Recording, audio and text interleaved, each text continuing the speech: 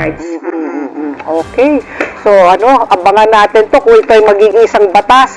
Baka maraming I think it's kasi at the end of the day, it's up to the court to decide. Diba? Na kasi pupunta ka sa korte, hihingi ka ng tulong doon sa korte kasi kung kunwari ako ay isang matanda na at hindi na ako nakakapagtrabaho, ang liit ng pensyon ko kung meron man, yung anak ko tinalikuran ako, tapos according to yung financial capacity niya, meron namang financial capacity kasi nasa batas naman naaayon sa kanyang financial capacity pero ayaw naman akong tulungan. So, haharap pa rin ako sa korte. Sabihin ng anak mo, pinabayaan naman ako niya ng bata ako. Magpipresenta ka ng ebidensya sa korte pa rin. It's really up to the court to decide kung talagang neglected ka as a child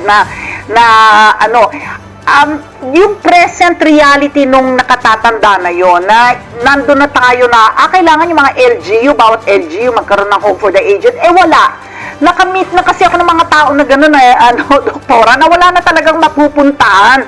At alam niyo po, yung mga tinutulungan ko, marami kang lalapitan, ang haba po ng waiting list. Nung mga gusto pong pumasok sa mga home for the aged, ang ganda dun sa, I think, sa Tanay ba o Taytay yung maganda, na merong facility na home for the aged, ang haba po ng waiting list. Yung sa mga LGU, ang haba ng waiting list ng gusto po makapasok and hindi permanent, hindi po ba? Yung they will accept you for a certain time, but it's not as if for the rest of your life you can stay with them.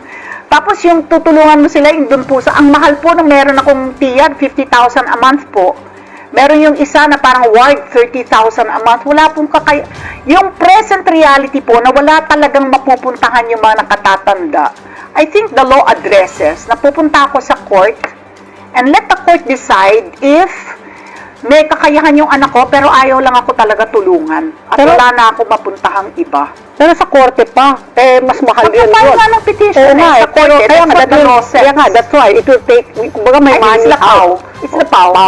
Nasa ano din. Parang ako baka pwede sa barangay, lang, para mas mabilis. So, mahaba pa yung tatakahaki nito, doktora, na really, I agree with you na talagang the state has been remiss kung yung pagkukulang po talaga ng Estado to provide for our elderly.